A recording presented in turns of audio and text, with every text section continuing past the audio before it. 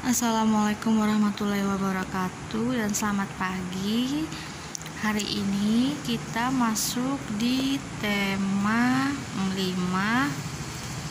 pembelajaran 1 pada subtema 3. Di sini Ibu akan membahas sedikit yaitu tentang KD-nya IPA gaya magnet. Nah, Gaya magnet seperti yang telah kalian pelajari tentang gaya tarik menarik, gaya tolak menolak yang terjadi antara dua batang magnet yang sedang didekatkan. Nah, gaya tarik menarik dan gaya tolak menolak antara dua magnet yang terjadi karena di sekitar kita itu disebut dengan medan magnetik. Nah, gaya tolak menolak terjadi pada saat kutub magnet sama dengan gaya tarik menarik terjadi, dan gaya tarik menarik terjadi pada saat kutub magnet yang berbeda berdekatan. Jadi di kutub magnet itu ada yang utara dan selatan. Nah, jika utara ketemu dengan utara, maka dia akan terjadi gaya tolak menolak. Namun jika selatan ketemu utara, dia akan terjadi gaya tarik menarik. Itu yang disebut dengan medan magnetik. Nah, di sini coba kalian buka buku kalian halaman 177 ya. Perhatikan gambar garis gaya medan magnet di samping. Garis-garis gaya magnetik selalu keluar dari kutub utara magnet dan masuk ke kutub selatan magnet. Nah, maksudnya di sini, nih lihat nih. Ini di sini ada contohnya. Dia bilang garis-garis magnetik selalu keluar dari kutub utara. Nah, di kutub utara panahnya keluar dan dia akan masuk melalui kutub selatan. Di sini jelas ya, panahnya di kutub utara, dia gaya magnetiknya keluar, kemudian di kutub selatan gaya magnetiknya masuk ke dalam. Yang gambar kedua, garis-garis gaya magnetik tidak pernah saling berpotongan dengan garis-garis gaya magnetik lain yang berasal dari magnet yang sama. Silakan kalian lihat di sini gambarnya. Pada kutub utara, dia garis magnetiknya yaitu dia semuanya keluar. Kemudian dia bilang garis-garis gaya magnetik tidak pernah saling berpotongan dengan garis-garis gaya magnetik lain yang berasal dari magnet lain.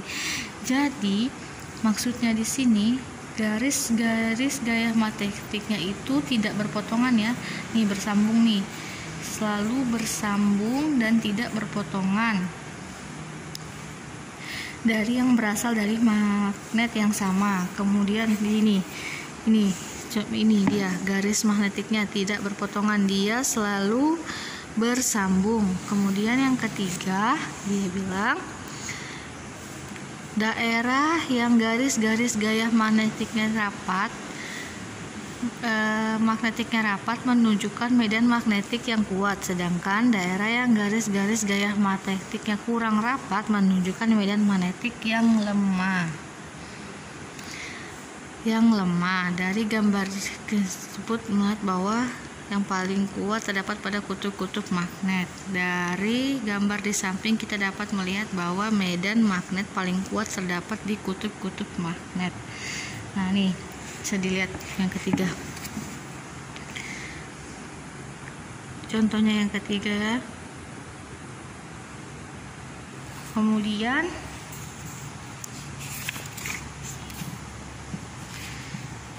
kalau formulir kan sudah baca juga ya kemarin sendiri di bukunya.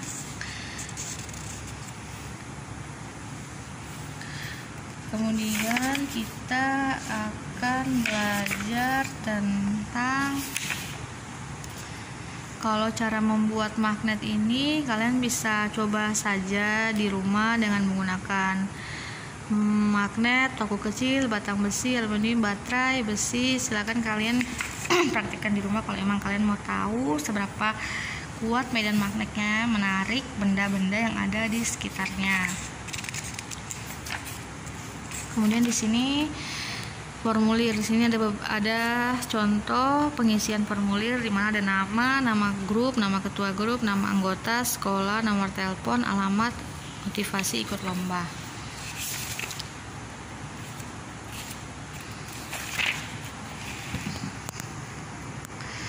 Nah, di sini ada formulir ujian nasional.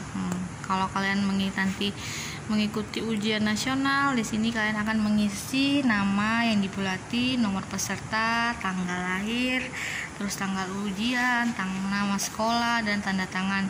Itu juga disebut dengan formulir.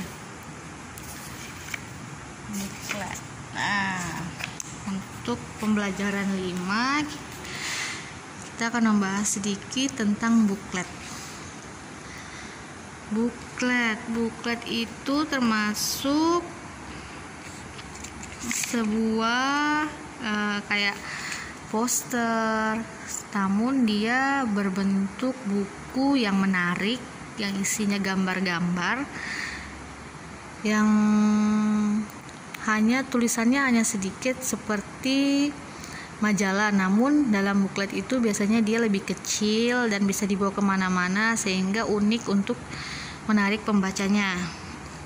Di sini ada dalam wirausaha, buklet dapat berfungsi sebagai salah satu media promosi. Pemilik usaha dapat memuat informasi, deskripsi, gambar, dan foto-foto tentang suatu produk.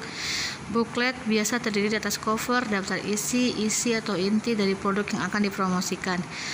Ada beberapa macam manfaat buklet. Yang pertama,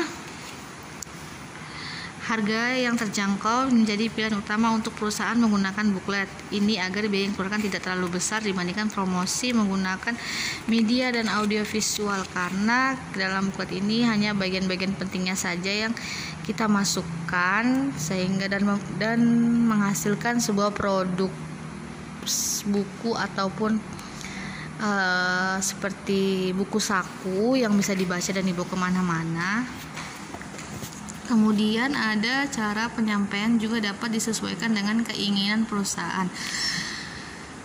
Informasi yang ingin disampaikan biasanya lebih banyak, lebih mudah dipahami saat dibaca, desain yang menarik dan membuat para konsumen merasa tertarik untuk menggunakan buklet. Desain buklet yang dapat dibuat sendiri untuk menarik perhatian konsumen.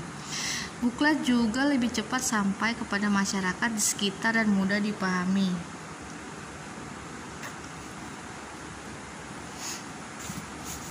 Nah, di sini ada cara contoh-contoh kita membuat buklet ya. Nah, kita bisa lipat, terus kan gambar sendiri langkah-langkahnya. Sekreatif mungkin digambar-gambar apa yang ingin dipromosikan. Kemudian